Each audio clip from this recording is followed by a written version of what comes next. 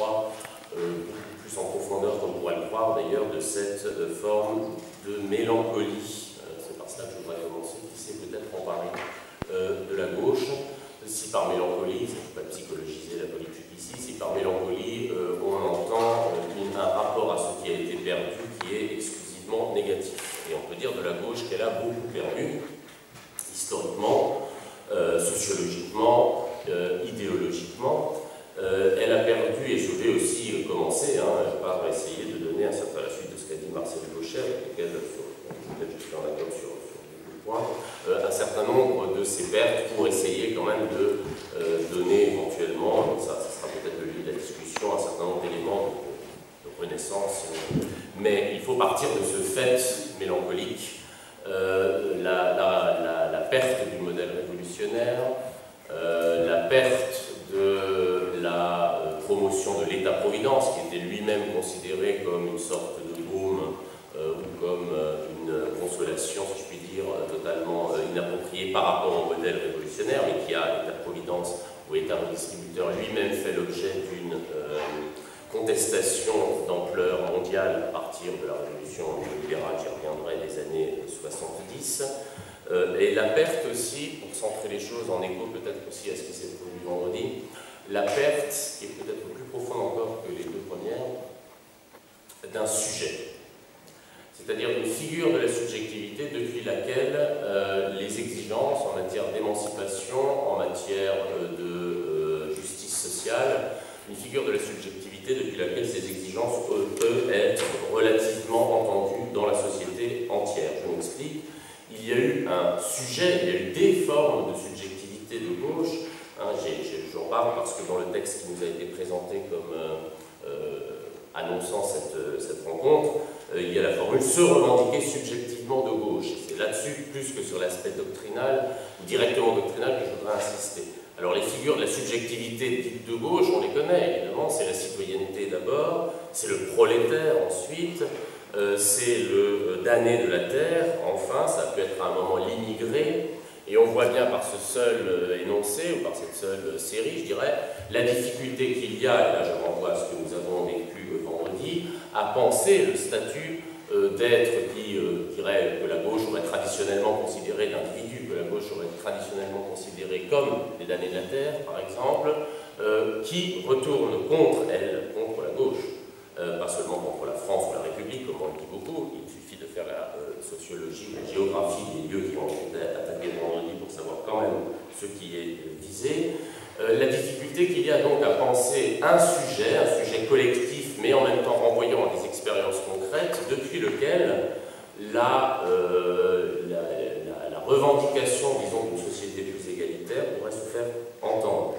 La théorie, par exemple, marxiste, selon laquelle le prolétaire, c'est le sujet universel parce qu'il ne possède rien, et que ne possédant rien, il n'est au fond l'objet d'aucun, ou il ne suit aucun intérêt particulier, il n'a rien à protéger, aucune propriété privée à défendre, et que par conséquent il est le sujet de l'universel, le sujet à la fois collectif et individuel de la révolution précisément. Toute cette rhétorique, qui est aussi une pensée de la subjectivité comme étant immédiatement, spontanément, je dirais, du côté du progrès social, voire de la révolution elle-même, pour toute une série de raisons, j'en évoquerai deux, a été perdu, expliquant le caractère je dirais, mélancolique, j'assume le terme, sans assumer le fait qu'il faille s'y arrêter si possible, mélancolique de la gauche aujourd'hui. D'autant plus que, je reprends la formule que Marcel Gauchet a utilisée, il y a effectivement une bataille pour l'appropriation du signifiant gauche, mais cette bataille, ce qui me marque moi, c'est que fort peu sont encore désireux de la mener. Se revendiquer de gauche, et c'est vrai aussi de droite, se revendiquer de cette alternative-là, ou de cette opposition-là, est effectivement le fait d'1% du corps électoral, puisque même le Parti socialiste, bon, c'est d'ailleurs tout à fait cohérent avec sa politique, ne tente à ne plus revendiquer ni le terme de gauche, si un peu, mais en tout cas le terme de socialiste lui-même. Alors comment expliquer cette mutation? C'est là qu'évidemment le temps qui nous est imparti est beaucoup trop court. J'insisterai pour rester un peu en continuité avec cette idée de réfléchir aux formes de subjectivité qui ont pu porter à un moment l'exigence de gauche au sens générique du terme. J'insisterai sur 2 points. Le premier, c'est qu'il y a, je l'ai déjà un peu évoqué, il y a, Marcel Gauchet en a parlé aussi, eu un échec ou un effondrement de l'idéal, ou de l'exigence même, qui a toujours parfois été présentée de manière scientifique et non idéaliste, de révolution. Mais je ne me centrerai pas forcément sur la révolution, surtout que quand on dit révolution, on pense fondamentalement, je crois, le plus souvent, à prise de pouvoir, prise du pouvoir d'appareil d'État par la violence, et le modèle que l'on a, et donc par conséquent l'idée de son échec, évidemment, c'est 1917, octobre 1900 ou novembre 1917. Mais, je le rappelle, ce sont des choses connues, mais qui me semble quand même nécessaire de rappeler, que la partition entre gauche et droite est historiquement advenue lors d'une révolution, ce n'était pas la révolution soviétique, mais la révolution française, très exactement le 28 août 1789, et même s'il ne s'agit pas de faire de fétichisme des origines, il faut quand même peut-être remonter à ce moment, à ce jour, où la gauche et la droite sont apparues historiquement, et d'ailleurs se sont imposées dans le monde entier, faisant la France, pour le coup, l'origine quand même d'une différence, pour moi, fondamentale. C'est lors du débat sur le droit de veto du roi, que les députés qui étaient amenés à se prononcer contre ce droit de veto, le maintien de ce droit de veto du roi aux lois prises par la Convention, la Constituante, pardon, se sont mis à gauche, du côté des maladroits, pour que ceux qui étaient favorables à son maintien se mettent à droite. Alors si je cite cet événement, qui est relativement connu, mais en insistant quand même, ce qui est moins connu, c'est l'occasion de cette dualité, c'est parce qu'il faut bien à un moment, quand on parle du déclin ou de la renaissance de la gauche, définir les termes, et là évidemment on est face à une difficulté aussi considérable. Si on parle de l'origine, eh bien on peut dire, appeler provisoirement évidemment gauche, la conviction que ce qui jusqu'ici s'inscrivait dans un régime de l'évidence, le roi doit avoir un droit de veto, devient tout d'un coup l'objet d'une négociation, d'une discussion et d'une remise en cause par ceux qui, précisément, audacieux à ce moment-là, considèrent que l'un des principes même de la monarchie absolue doit être au minimum soumis à discussion. Il y a donc, on pourrait dire, une sorte d'évidence de l'ordre établi qui se situerait à droite et une sorte de complexification, de réflexivité. Je rejoins aussi là ce que disait Marcel Gauchet sur les sociétés réflexives qui ne sont pas assez réflexives aujourd'hui, qui ne se pensent pas elles-mêmes dans leur fonctionnement de manière suffisante, une forme de réflexivité qui se situe plutôt de la gauche, avec évidemment, il ne s'agit pas ici de dire que l'intelligence est à gauche et la bêtise à droite, c'est pas du tout ça que je veux dire. Ce que je veux dire, c'est qu'évidemment, cette réflexivité, elle produit aussi un certain nombre d'effets qui sont des effets d'instabilité, d'incertitude, puisque bien évidemment il est plus difficile de vivre d'édifier un système politique dans lequel personne ne possède, je veux dire aucune instance d'autorité ne possède un droit de veto, qu'une instance dans laquelle ce droit de veto existe. Autrement dit, et c'est un point aussi historiquement important, la gauche naît en caractérisant ou en appelant ou en nommant droite, si on prend cet événement historique comme origine, en nommant droite ce qui était jusque-là l'ordre établi et que personne n'aurait imaginé appeler du nom d'une certaine frange seulement de la société. Alors, il y a des raisons qui évidemment expliquent pourquoi cette conception selon laquelle il y a une nécessité de réflexivité par rapport à la situation présente, ou plus exactement, pour le dire plus précisément, les raisons pour lesquelles le présent ne s'impose pas selon un ordre absolument nécessaire, eh bien, c'est une idée qui, évidemment, s'est un petit peu affaiblie aujourd'hui. Je pense souvent alors je n'arrive jamais à savoir de qui elle est, la plaisanterie, je crois que c'est Anatole France ou Romain Roland, qui disait, lorsque quelqu'un me dit qu'il n'est ni de droite ni de gauche, je suis au moins sûr d'une chose, c'est qu'il est de droite. Elle me paraît assez révélatrice de ce que nous avons perdu, c'est-à-dire cette idée selon laquelle quelqu'un qui précisément ne considère pas que l'ordre des choses, y compris économique, bien sûr, il faudra tout de même parler un peu du capitalisme, que l'ordre des choses est inscrit dans la nature elle-même, eh bien c'est quelqu'un qui est mécaniquement, je dirais, du côté de ce qu'on pourrait appeler la gauche, mais qui ne le sait pas toujours. Ça sera peut-être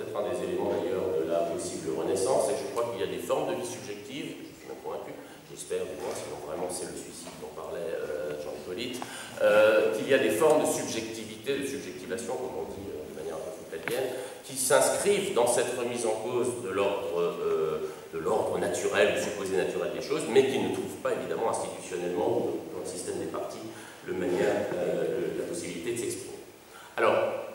un mot sur la perte de cet idéal de l'exigence révolutionnaire. Je ne vais pas redire ce qu'on dit toujours, à savoir que la révolution, encore une fois, en centrant ou en retenant que la révolution soviétique a fait la preuve de son propre échec,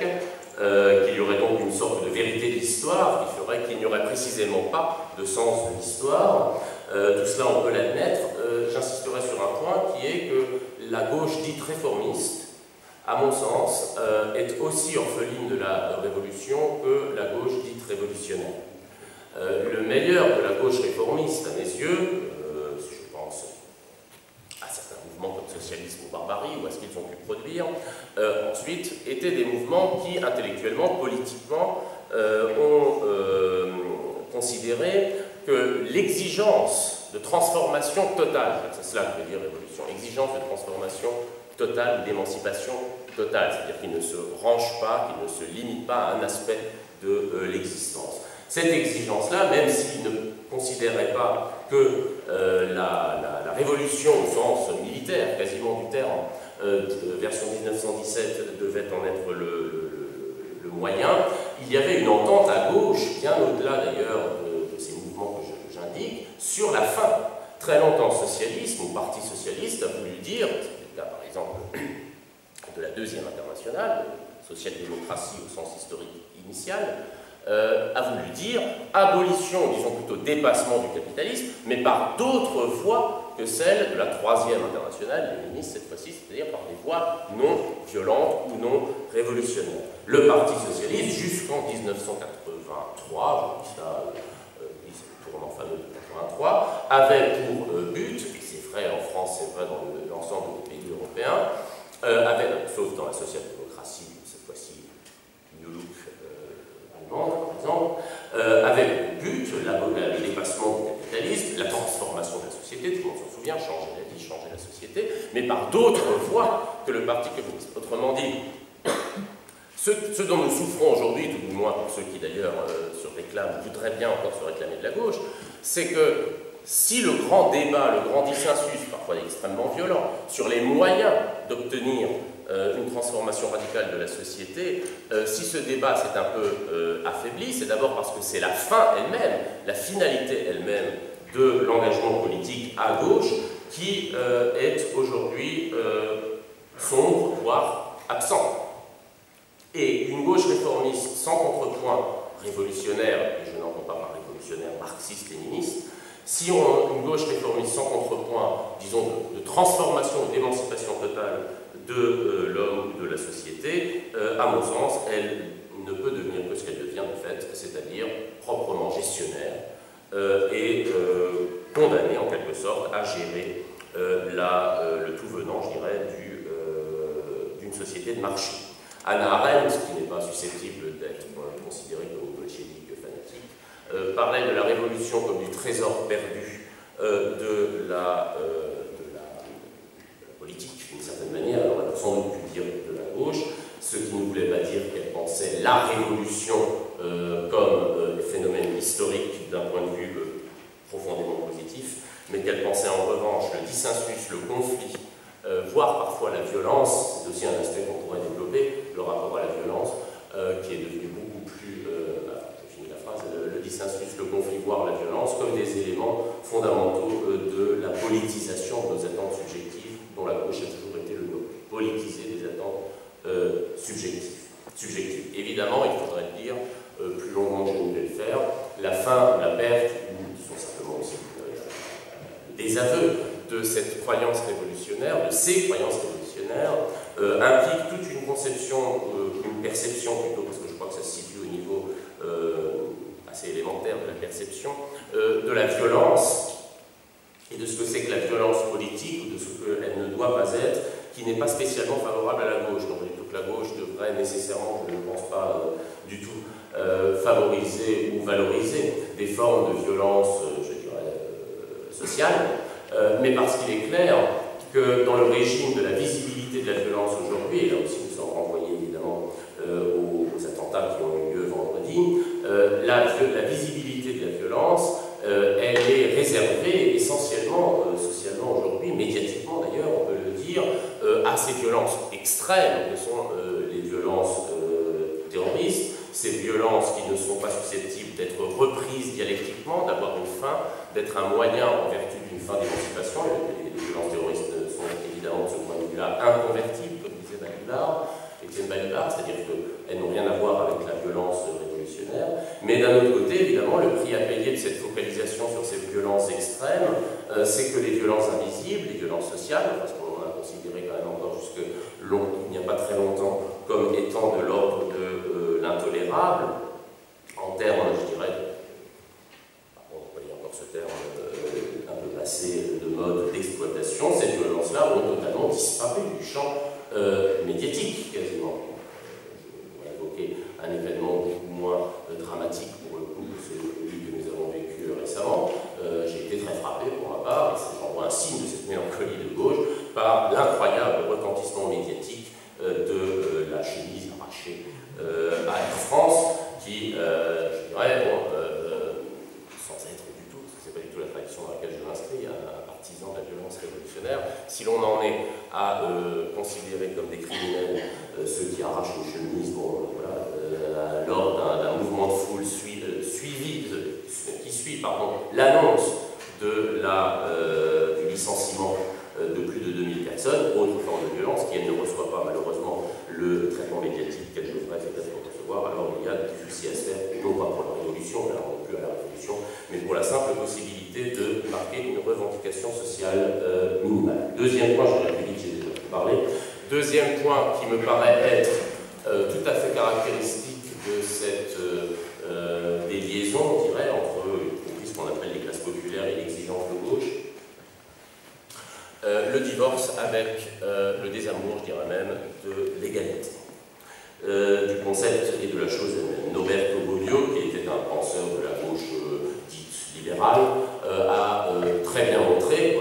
il était anti-marxiste, que ce qui fait la spécificité de la gauche, malgré tout, c'est la liberté, l'égalité, le concept de liberté étant, lui, ce qui ne veut pas dire qu'il est de droite du tout, mais étant, lui, tout à fait susceptible de faire l'objet d'un traitement, je dirais,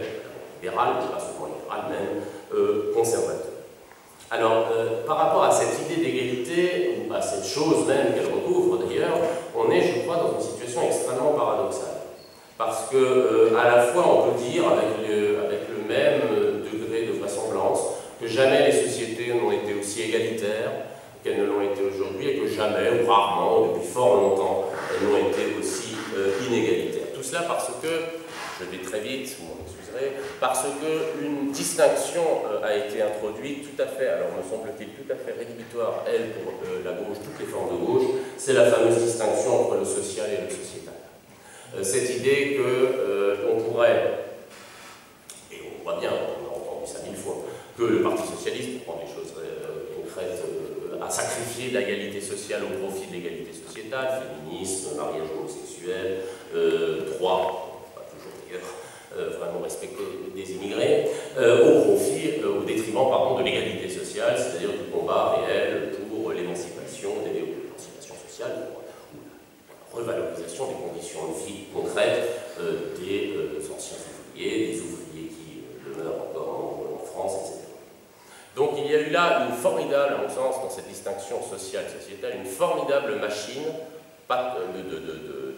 illusionner tout le monde, c'est-à-dire à pouvoir croire qu'on pourrait mener un combat dans l'un ou l'autre de ces domaines en étant gauche, je veux dire, sans précisément renoncer à ce que cette exigence signifie. Si l'égalité signifie quelque chose, il me semble qu'elle ne peut pas se partager entre le domaine simplement économique, enfin, pas simplement au sens de, c'est pas minoratif ce que je dis, entre le sens économique de l'expérience égalitaire et son sens sociétal, ce mot absolument affreux. Et de ce point de vue-là, il me semble que s'il y a un divorce avec l'idée d'égalité, c'est que d'une part, l'idée selon laquelle toute politique égalitaire est égalitariste, c'est-à-dire qu'elle nivelle les exigences de performance, les exigences même de créativité, cette idée-là s'est largement imposée dans l'espace social, que d'autre part, il est vrai qu'il y a eu des progrès dans certaines sphères de l'égalité parle, qu'on mette d'autant plus qu'on critique d'autant plus l'égalitarisme à une période où les inégalités, tous les sociologues et les économistes s'entendent sur ce point, se sont creusées à l'intérieur, cette fois-ci, des pays occidentaux, je parle pas de la différence nord-sud, se sont creusées comme jamais. Alors il est vrai évidemment que la condition de vie, l'égalité ou le creusement des inégalités, c'est une question de rapport. Donc dire que les inégalités se sont profondément accrues ne veut pas dire que ceux qui sont en bas de l'échelle se sont appauvris par ceux qui étaient en bas de l'échelle au siècle dernier. Quoique nous y arrivions progressivement, peut-être. Mais enfin, en tous les cas, ça n'est pas encore réalisé. Cela étant, ce désamour pour l'égalité, je m'arrête là, d'où vient-il? Comment l'expliquer? Évidemment, par le fait que les politiques dites égalitaires, par les révolutions égalitaires, ont échoué. Mais plus profondément, et là on retourne quand même à la question du néolibéralisme qui a tout de même fait l'objet d'études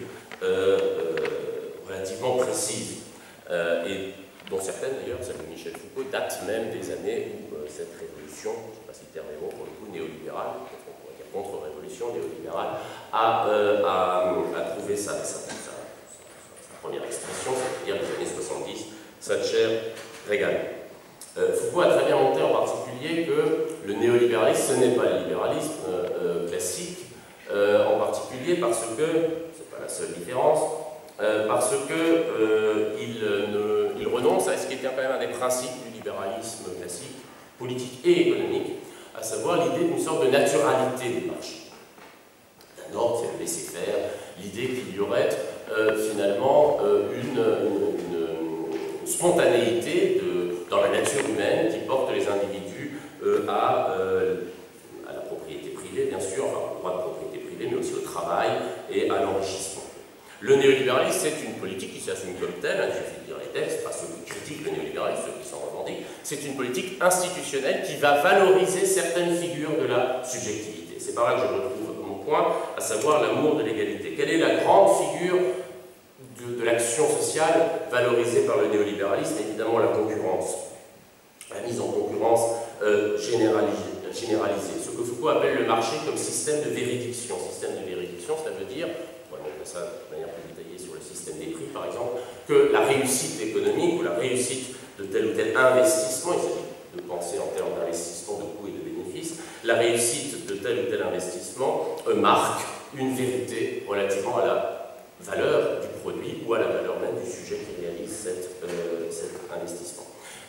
Le néolibéralisme promeut une forme d'égalité. C'est l'égalité à rentrer dans un système d'inégalité. L'égalité de tous à pouvoir rentrer dans un système duquel naîtra nécessairement, le système concurrentiel, des positions inégales.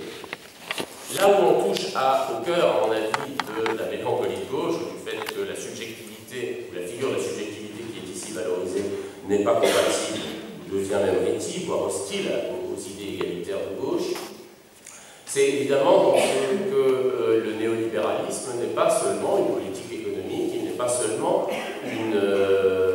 philosophie, il est ce que Foucault appelle une forme de gouvernementalité, c'est-à-dire une manière de conduire la conduite des individus. Et comment le fait-il? En définissant le sujet sur le modèle, les sujets, les individus que nous sommes, sur le modèle du capital. Nous avons tous ici l'expérience du fait que nous avons non seulement un capital réel, nous n'en avons pas dire, capital, je veux dire, matériel, mais on interroge de plus en plus l'homme selon son capital intellectuel, affectif, son capital symbolique, son capital relationnel, son capital social. Autrement dit, et c'est cela qui me paraît totalement incompatible avec la demande d'égalité, il y a une anthropologie qui n'est pas spécialement de droite, d'ailleurs, c'est pas ce qu'on soit de droite ou pas n'est pas ici important, mais qui est fondamentalement hostile à l'idée égalitaire, dans ce sens que tout ce qui fait le principe même du capitalisme est d'une certaine manière présenté comme ce qui est désirable. Ce qui est désirable subjectivement, c'est précisément la mise en concurrence, l'investissement de son capital social et affectif dans toute une série de comportements, y compris les comportements intimes. Donc il me semble, et je vais m'arrêter là, parce qu'il faudra parler ensuite de la Renaissance, mais ça sera plus difficile. Il me semble qu'il y a une phrase de Foucault, je ne suis pas du tout foucalien, mais je trouve que sur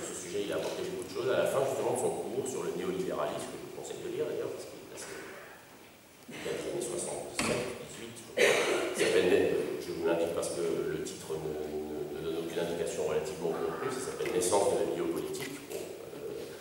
ce n'est pas véritablement un choix éditorial très performant pour le coup, mais ça ne parle que de cette question du néolibéralisme. À la fin de ses cours,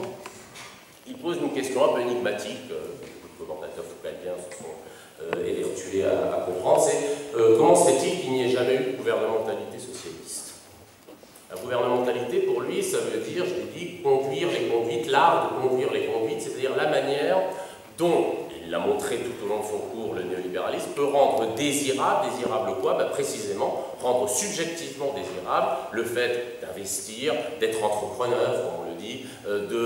d'entrepreneur non seulement chef d'entreprise, qui est tout à fait estimable, mais entrepreneur de sa propre vie et dans chacune des parcelles, y compris les plus intimes, de sa propre existence. Et Foucault demandant, il n'y a jamais eu de gouvernementalité socialiste, ce qu'il veut dire, je crois, puisse le dire, c'est qu'il n'y a jamais eu de réflexion à gauche sur ce qui pourrait être désirable dans l'égalité. Et je le vois, ou j'en vois un signe particulièrement, plus qu'un signe, un drame, dans l'échec, pour le coup, là on peut le dire, dramatique des régimes communistes, qui ne se sont jamais préoccupés particulièrement de se rendre eux-mêmes, de rendre leur propre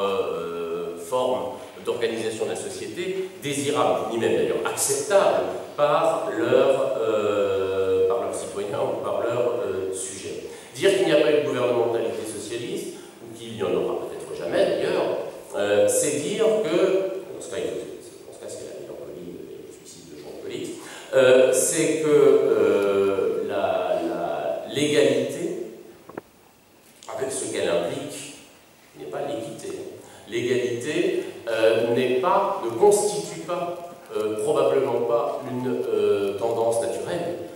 des individus, et que pour la rendre désirable, évidemment, il faut au préalable faire un travail, je rejoins ce qu'a dit Marcel Gauchet, de critique, de réflexivité critique, par rapport aux conséquences concrètes des politiques inégalitaires ou des subjectivités qu'elles engagent. Voilà. Bon, même s'il ne faut pas non plus sous-estimer ce qu'il y a aussi d'idéologie, je ne prends pas au sens péjoratif à droite, c'est-à-dire quand même aussi l'image d'une certaine forme de société, d'une certaine exigence de transformation, de mutation. Parce que quand on parle de la droite, il est quand même tout de même difficile de trouver un point d'articulation, un point de fusion plutôt entre l'ultralibéralisme version Madelin, qui discute dans le champ validé, et puis l'ultraconservatisme. Les noms sont tellement nombreux qu'aucun ne me vient maintenant. Je voudrais juste dire un mot sur l'histoire de la gouvernementalité. Bien sûr, il y a eu des États qui se réclamaient de la gauche, un système d'État. Il y a eu des gouvernements de gauche. Je pense que ce que Foucault a en vue, c'est l'idée que précisément, ils ont souvent aussi emprunté à des formes de gouvernementalité qu'ils n'avaient pas fondées eux-mêmes. C'est-à-dire qu'il y a eu une machine bureaucratique, un investissement par les communistes, en tout cas en Union soviétique, d'une bureaucratie et ensuite un accroissement évidemment absolument monstrueux de cette bureaucratie, qu'il y a eu aussi une gouvernementalité, si je puis dire, de type militaire, qui, plus il y avait raison, le fait que la révolution russe a quand même été fondamentalement liée à la guerre, a été elle aussi importée. Maintenant, ce que je trouve suggestif dans cette formulation, c'est qu'en revanche, elle met bien en valeur le fait qu'il y a des gouvernementalités, c'est-à-dire des formes d'adhésion subjective, je répète, à des modes de vie qui sont au fond politiques, même si on ne s'en rend pas compte, et qui, eux, sont totalement hostiles à l'égalité. Vous avez évoqué l'individualisme, je suis d'accord, avec un type d'individualisme, si vous voulez, on prend des choses vraiment très concrètes et même, on pourrait dire, un comportement qui me paraît être fondamentalement une forme de subjectivation, si on veut dire de manière beaucoup plus élaborée ou élégante avec Foucault, qui me semble complètement incompatible, ou en tout cas faire résistance avec l'amour de l'égalité, si on peut dire, l'égalité sociale en l'espèce, c'est ce que nous vivons tous, c'est-à-dire, par exemple, passer un temps, sauf ceux qui difficilement tentent de s'y soustraire, passer un temps infini à obtenir le meilleur prix du billet de train sur Internet, c'est-à-dire dont on sait très bien, et la théorie du prix, c'est pas simplement anecdotique, la théorie du prix est absolument centrale dans Hayek, d'autres pour le néolibéralisme, c'est-à-dire au fond, il n'y a plus de toute façon aucune espèce de rapport entre la marchandise et son prix, et par conséquent, quel type de subjectivité est-ce que cela produit nécessairement? Concurrentiel, mais parce qu'on voit bien le plaisir parfois je dirais, infantile, narcissique de manière infantile, à se retrouver à la même place, ou dans le même type de qualité de place, en première classe par exemple, et avoir payé 20 € face à l'abruti d'à côté qui lui a payé 90 parce qu'il est allé acheter son billet au guichet. Bon. Et d'abord, c'est une forme de temporalité, le fait de passer des heures à chercher le meilleur prix qui est complètement incompatible avec l'engagement politique, donc ça c'est pas non plus grave. Mais deux, c'est vraiment inscrire la recherche du bénéfice, comment dirais-je, d'être un gagnant, de faire un bénéfice, donc d'agir comme si on était une entreprise, c'est l'inscrire dans la subjectivité elle-même. Donc on peut tout à fait aimer ce genre de pratique, d'ailleurs. De fait, il y a quelque chose d'aimable, de désirable, visiblement, puisque d'une manière ou d'une autre, et je ne m'excepte pas du tout cela, nous participons massivement, en tout cas, à ce type de pratique. Bon. Mais je crois qu'il faut pouvoir dire qu'elles sont, il faut pouvoir dire, on peut le dire, il faut assumer le fait qu'elles sont rigoureusement, par leur généralisation, je ne vais pas d'interdire ces sites de débrouille au fond, mais elles sont incompatibles avec d'abord un projet collectif, puisque c'est toujours tout seul et contre les autres, si possible, qu'on aura le meilleur prix, et deuxièmement, évidemment, elles ne sont pas véritablement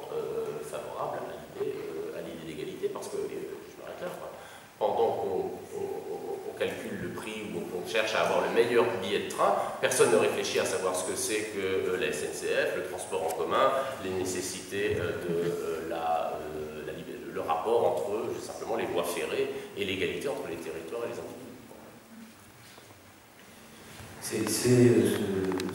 un phénomène absolument contemporain, récent, je veux dire, hein, ça date, mais il y a clairement une avancée encore, si je puis dire, dans cette direction, avec aussi la professionnalisation de la politique. On le voit bien, on prend des noms, hein, quelqu'un comme Manuel Valls, c'est quelqu'un qui a fait de la politique depuis 14 ans et dans les professionnels depuis toujours, on fait autre chose. Ce qui n'exclut pas du tout une grande proximité, et même plus que cela, avec le monde du privé, le monde des affaires. Hein, là où j'irais aussi dans votre sens, c'est, mais sans totalement parler d'autre chose que ce dont je parlais, c'est qu'il y a tout de même une difficulté à articuler clairement des formes de vie ou des formes d'exigence, des formes d'exigence de soins, ça a été évoqué, avec cette vie ou ce champ politique professionnalisé. Il y a quantité de citoyens qui vivent sous les radars, en quelque sorte, de la visibilité médiatique, parfois même sociologique. On ne sait pas exactement comment ils organisent leur vie, mais ils les organisent en tous les cas pas dans les catégories ou selon les rituels qui sont ceux des partis politiques français, qui sont clairement, pour moi, m'apparaissent intellectuellement, mais aussi, je dirais, du point de vue de leur représentation sociologique, désastrement, le plus souvent. Donc la professionnalisation de la politique, c'est un phénomène qui évidemment pose la question de la crise de la représentation, et donc on voit bien que les partis politiques essaient de sortir par des voies extrêmement compliquées, paradoxales, comme par exemple les primaires, où on va aller chercher évidemment, et vider du rôle du militant, du statut de militant, de ce qui faisait quand même aussi sa rétribution symbolique. Hein, c'est pas seulement de coller des affiches et des timbres, mais de pouvoir peser sur les décisions, les champs ou les options idéologiques qui faisaient le propre d'un parti. Donc entre les primaires qui donnent au fond à l'électeur lambda proche du parti le soin fondamental dans des institutions de la Ve République, de désigner le candidat à la présidentielle, et puis tout en haut la professionnalisation des élites, des partis politiques, des élus, etc. Évidemment, le rôle du militant qui est quand même, alors là pour le coup, historiquement lié à l'engagement à gauche. Il n'y a qu'à voir l'effondrement, c'est pas seulement l'effondrement électoral du Parti communiste, mais l'effondrement du nombre de militants du PC et du PS, pour voir qu'effectivement, là, on a aussi une figure de la subjectivité qui est totalement de gauche, qui est totalement et donc, concrètement, veut dire qu'on va exploser les budgets, mais alors, pour évidemment